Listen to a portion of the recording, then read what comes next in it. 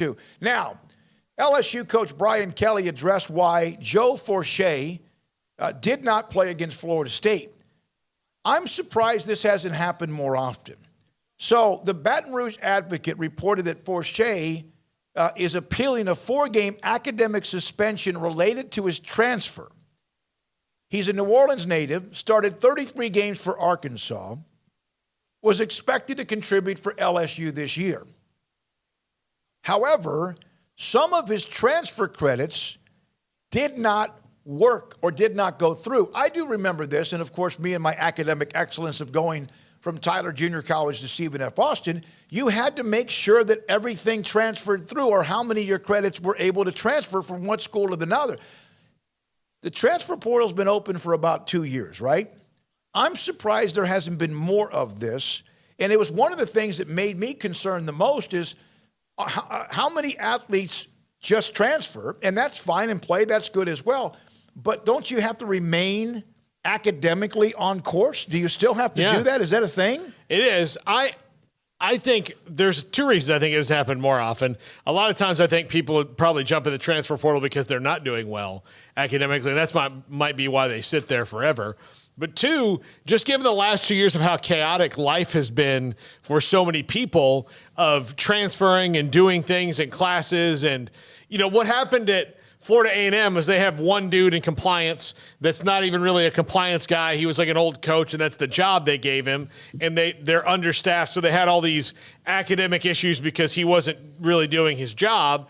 And that probably doesn't happen as much, but it wouldn't surprise me at some larger scale. There's people who have kind of checked out of the paperwork side of things, and there's guys that can't transfer because of their credits or wonky because of the school and all that. So, yeah, I'm with you. I'm surprised it doesn't happen more often. And maybe it happens, we just don't hear about it because it's not Arkansas to LSU. But even still, yeah, that's kind of a surprising one. I'm surprised that I have not heard that anywhere else. Maybe there have been a handful of those. Max Olson is the transfer portal king. He's normally with us Thursdays. He can't be a part of the show today, but we'll maybe get to him and ask him that, if not tomorrow, next week. Let's see. Leinart went back his senior year for only ballroom dancing to get his degree at USC from WIC. Yeah. I haven't heard of that story. Is anyone else, if there's a story, let me know, of a player, any sport, a transfer that moves from one school to the next, and they're going to play because everyone can transfer now, and all of a sudden their credits did not transfer enough to why? So did that not allow him to keep his progress towards his degree? Well, I didn't even know that was going to – what. He's only suspended for 4 games, so clearly they've given enough time to work it out. A lot of times you're academically ineligible until the end of the semester, so – yeah, and John Baptist, what's the difference in going to a JUCO for a semester and then transferring to another Division I program? I don't know. I don't know. I know that you have to be careful about what particular credits. I took 18 in the 4 years of junior college because it's pretty simple for me. And then transferred to Stephen F. Austin. I think every single credit was able to transfer when I moved from one school to the next. How many people care to watch 0-2 playoffs? I bet less than 1% watch Division II playoffs. I don't even know how many. Only time I ever see the Division II playoffs or any of those levels on is like the semifinals, maybe quarterfinals, semifinals, and also championship game. Where did that well. Was that just something? It's just a random chat room, Michelle. Okay. Roger Dodger in the chat room. I heard that Stanford has had problems with transfers because of academics. I can see some schools because of the high priority of where they are and the standard of where they are, that perhaps there are times when that makes it a little difficult. I think it's probably hard to transfer really hard to transfer to Stanford. It's probably really easy to transfer out. I mean, when they may ask you to, but transferring to Stanford's got to be probably pretty challenging considering it is the premier academic institution in the country. Craig Smoak joins us. Craig, I brought this story up. Brian Kelly saying that the reason Joe Foucha did not dress against Florida State was because, and the story came out from the Advocate in Baton Rouge, that because of transfer credits from his previous school did not go through or they weren't able to count them. And is it, I would think with the way the transfer portal is so wide open that this, I don't know. This is the first time I've heard this. Have you heard it before with another school or not specific players? I don't expect us to remember the names. No, I mean, I don't know how often we've ever talked about transfers and credits preventing those. But as many as people transfer, wouldn't you think we would have seen maybe this more often? I mean, you'd think we would. I think maybe that's just a sign of just how off balance this entire foray into Brian Kelly and LSU has been, is that everything that, I guess is operated normally for people that we don't even typically, think about has somehow gone awry for him. Like even a press conference with a reporter, like he's gotten, he's had trash talk with reporters, he's got a transfer. I don't know. Now that I kind of think about it, I feel like in that Brew McCoy, and that's his situation. Is that related to credits? I thought probably because he's. I believe so, right? Back and forth, yeah. Like that's the one that I think of that's just happened in the last month or so. Is Brew McCoy comes to mind. But there's a whole to-do about, why USC wouldn't release him and all of that. But, I guess now that I think of that example, it pops up on occasion. But, no, it's not something that happens often because, I think we typically just, there's things that we sort of just ignore as college football fans or we have over the years. We just learn like, oh, don't look over there in that corner. And it's kind of like paying players and things like that. Now we like flash the light in there and it's all fine. But I think that that's like an area where – we just assume that everybody's going to have the help that they need to be academically eligible. And if you're not, then you probably did not try in any way, shape, or form. Because, that like if you think about the number of players every year and the number of times we hear about somebody not making the grade, I mean, come on. So, yeah, it's not something that happens often. It's, again, you have to be able to show progress towards a degree, and I don't have all the information on that. Might be something we could ask Mac. That's non-NIL, non-transfer portal, but again, that's a transfer portal story or even realignment expansion. From the story on RockyTopTalk.com, this was about Brew McCoy, finally been ruled ineligible to play for Tennessee.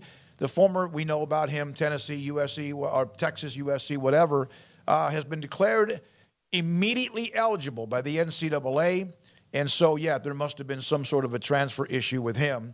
Well, there was. I'm USC. No, there definitely was a transfer issue. That I was just the whole don't know thing. if it was credits. Yeah. Roger Dodger says he just transferred too many times. He was under suspension from USC. That's why USC couldn't sign certain forms. So, Well, that's also why they weren't in a hurry to just say, like, yes, please, we'll give you every clearance you need to go immediately play at Tennessee. Like, USC wasn't going to, zoom that right on along. So, I couldn't remember if that had to do exactly with grade. So, to answer your question, like, this is not something we talk about very often at all. Like, and when it does pop up, then it's notable because it's not something that's regular every single week. That I think if all was equal and there wasn't the help and the tutors and all the things that are benefits of being a football player, that would probably happen with how much more regularity, like 500%. Passing classes and doing all that. I mean, they do get a lot of help. So that's interesting for LSU and I'm sure that they'll find a way to navigate that. Cheeto Miko, transfers shouldn't be allowed until they're academically credits they aren't. I would think, and Chad Jackson, who's not eligible to be on the show right now, not for any reason, he's just haven't been able to get him on. He's a compliance guy at Baylor. I would think the compliance offices on each campus. This has just added a complete different. Big old book. Yeah. Just like you have to probably hire somebody just for the transfers coming in. Either you have 5 or you have 50. Although maybe on the other end, there's tons of stuff that they don't have to worry about anymore, so they got to throw one book away. That's right. Yeah, like if a $100 handshake happens and they find out about it, it's just like, whatever. Like, that's fine. I mean, I guess technically that's still illegal, but who's really going to get into the minutia of trying to deal with that and, make it a case and all of that jazz. So, I don't want to oversimplify, but maybe. It may have taken a lot of books off the table and brought a couple larger ones. It's kind of like those laws that were like passed in 1785, like it's illegal to eat an onion on the street, and so, but nobody's going to prosecute us. Sir, blah blah blah. Go ahead.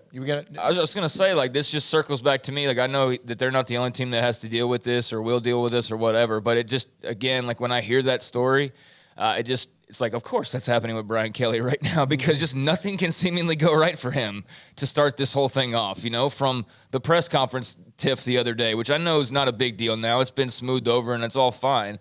But just that's not happening anywhere else really, And then you had the academic thing, and then you had the game the other night, and it's not getting any easier. Like, that's the thing, is it's not going to get any easier. So they rolled big dice, and Scott Woodward, he's Mr. Big Hire, and he's done that so far at LSU, and certainly he swung a big stick to go and get Brian Kelly. I mean, as much as we were like, oh my gosh, Lincoln Riley, like that was just wild, the Lincoln Riley thing. But then the Brian Kelly thing was almost like, I'll match that, and he's kind of known for that, but you get what you ask for and you get what you pay for, and they paid him to win a lot of games. But as far as the rest of it goes, I think we're all just kind of sitting on pins and needles wondering, like, is the gasoline getting too close to the matches with this whole scenario? And how long can it stay apart before this thing just goes poof in a major way? So that's what's happening with Joe Foucha. I asked Mike Scarborough about it. He gave me a couple of notes. But, yeah, there's 4 games. We'll see what happens if he gets it back early.